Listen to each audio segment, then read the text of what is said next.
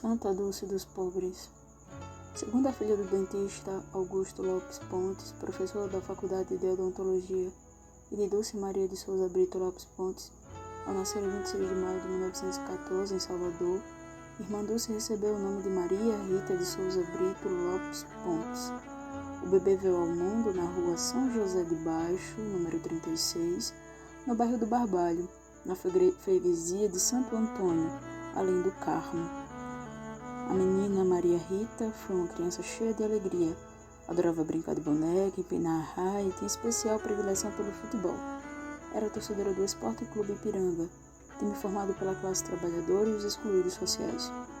Aos 7 anos, em 1921, perde sua mãe Dulce, que tinha apenas 26 anos. No ano seguinte, junto com seus irmãos Augusto e Dulce, a querida Dulcinha faz a primeira comunhão na igreja de Santo Antônio, além do Carmo. A vocação para trabalhar em benefício da população carente teve a influência direta da família, uma herança do pai que ela levou adiante, com o apoio decisivo da irmã Dulcinha. Aos 13 anos, graças a seu testemunho e senso de justiça, traços marcantes revelados quando ainda era muito novinha, irmã Dulce passou a acolher mendigos e doentes em sua casa, transformando a residência da família na Rua da Independência, número 61, no bairro de Nazaré, no centro de atendimento. A casa ficou conhecida como a Portaria de São Francisco, tal número de carentes que se aglomeravam à sua porta. Também é nessa época que ela manifestou pela primeira vez, após visitar uma tia, áreas onde habitavam pessoas pobres, o desejo de se dedicar à vida religiosa. Em 8 de fevereiro de 1933, logo após a sua formatura como professora, Maria Rita entra então para a congregação das Irmãs Missionárias da Imaculada Conceição da Mãe de Deus, na cidade de São Cristóvão, em Sergipe. Em 13 de agosto de 1933, recebe o hábito de freira das Irmãs Missionárias e adota, em homenagem à sua mãe, o nome de Irmã Dulce. A primeira missão de Irmã Dulce como freira foi ensinar em um colégio mantido pela sua congregação, no bairro da Massaranduba, na Cidade Baixa, em Salvador. Mas o seu pensamento estava voltado mesmo para o trabalho com os pobres.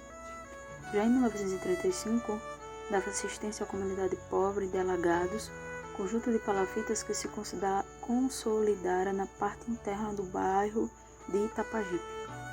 Nessa mesma época, começa a atender também os operários, que eram numerosos naquele bairro, criando um posto médico e fundando, em 1936, a União Operária de São Francisco, primeira organização operária católica do Estado, que depois deu origem ao Círculo Operário da Bahia. Em 1937, funda, juntamente com Frei Idelbrando Crutchalp, o Círculo Operário da Bahia, mantido com a arrecadação de 3 cinemas que ambos haviam construído através de doações: o Cine Roma, o Cine Plataforma e o Cine São Caetano. Em maio de 1939, Irmã Dulce inaugura o Colégio Santo Antônio, escola pública voltada para operários e filhos de operários, no bairro Massaranduba. Santa Dulce dos Pobres, rogai por nós. Santo Agostinho. Seu nome era Aurélio Agostinho. Nasceu em Tagaste, uma cidade do norte da África dominada pelos romanos, na região onde hoje fica a Argélia, em 13 de novembro do ano 354. Filho primogênito, seu pai, chamado Patrício, era pagão e pequeno proprietário de terras. Sua mãe, pelo contrário, era cristã fervorosa, tanto que tornou-se Santa Mônica, celebrada no dia 27 de agosto, um dia antes da festa de Santo Agostinho. Mônica sempre buscou educar o filho na fé cristã. Agostinho, porém, por causa do exemplo do pai, não se importava com a fé. Agostinho tornou-se um professor de retórica conhecido. Chegou a abrir uma escola em Roma e conseguiu o posto de professor na corte imperial, situada em Milão. Decepcionado com as incoerências do maniqueísmo, aproximou-se do ceticismo. Sua mãe mudou-se para Milão e exerceu certa influência sobre seu comportamento. Nesse tempo, também decepcionado com o ceticismo, Agostinho aproximou-se do bispo Ambrósio, Santo Ambrósio de Milão. A princípio, queria apenas ouvir a retórica excelente do bispo. Antes de se converter, Agostinho separou-se de sua companheira após 13 anos de relacionamento e ainda envolveu-se com outras mulheres. Depois, porém, foi se convencendo da verdade sobre Jesus Cristo pelas pregações de Santo Ambrósio. Sua mãe, ao mesmo tempo, não cessava de orar por ele.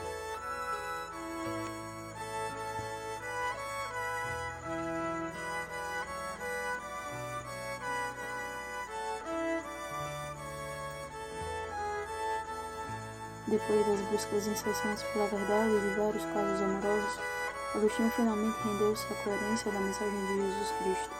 Encontrou em Jesus o que não encontrara em nenhuma outra filosofia, em nenhum outro mestre.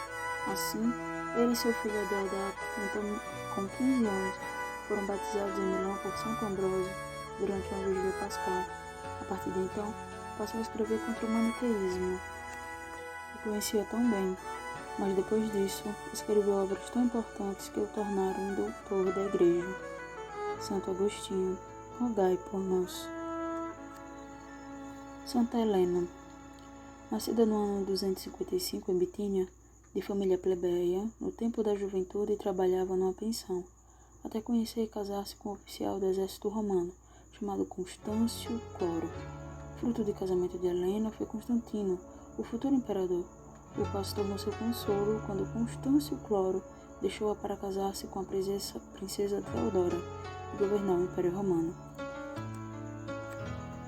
Diante do falecimento do esposo, o filho que avançava na carreira militar substituiu o pai na função imperial e, devido à vitória alcançada nas portas de Roma, tornou-se imperador.